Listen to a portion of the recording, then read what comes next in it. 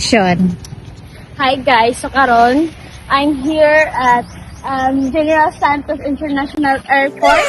Hintay po ako ngayon kang Direk Loren. Kasi po, hindi po siya nagpapakita sa akin yung nag-audition ako. Kaya hindi ako nakuha. Ako nag-audition ako sa BB, wala siya. Tapos ngayon, nag-audition ako ulit sa Star Magic, wala pa rin siya. Mukhang pinataguan talaga ako ni Direk Loren. Kaya ngayon, susugatin ko siya. Susugatin ko siya. Sugatin ko siya dito. Susugatin ko siya kaya para doon ako sa face to face ako mag-audition. A few moments later.